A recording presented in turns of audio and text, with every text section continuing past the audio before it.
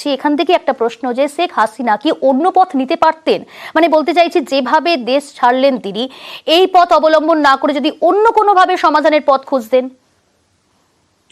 তার আগেই সচেতন হওয়া উচিত ছিল। তিনি অনেক ভুল করেছিলেন।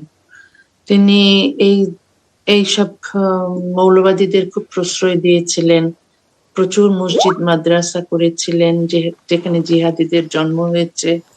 এইসব যারা মৌলবাদী তাদের তিনি ওয়াজ করতে অনুমতি দিয়েছিলেন, যে ওয়াজের মাধ্যমে মানুষের, যুব সমাজের বিশেষ করে মগজ ধোলাই করা হয়েছে।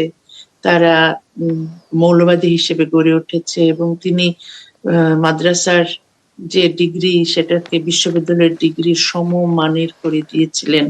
এবং তার লোক, তিনি যেহেতু নির্বাচন দেননি, সেহেতু জনসাধারণের সঙ্গে, সাধারণ মানুষের সঙ্গে তার যোগাযোগ বিচ্ছিন্ন হয়ে গিয়েছিল।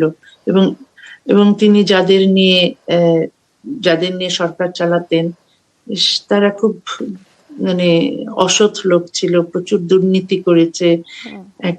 তারপর প্রচুর টাকা পয়সা লুটপাট করে দেশ থেকে বেরিয়ে গেছে, এখন বিদেশে মহা আরামে এসে থাকছে। সেগুলো আওয়ামী লীগের কারণেই হয়েছে। তিনি তিনি বিষয়টা দেখেননি। তারপর তো আর্মি উনাকে বলেছেন চলে যাওয়ার জন্য, দেশ ছাড়ার জন্য।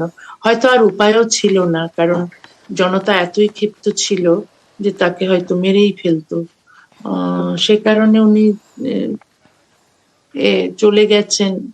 একটা হয়তো এটা ভালোই হয়েছে, তিনি যদি চলে না যেতেন, পদত্যাগ করতেন এবং নির্বাচন দিতেন, তাহলে হয়তো উপায় ছিল থাকার।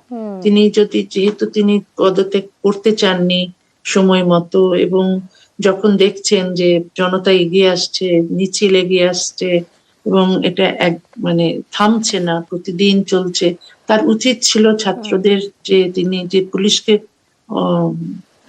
আদেশ দিয়েছিলেন যে ছাত্র হত্যা করার, সেটা করা তার একেবারেই উচিত হয়নি।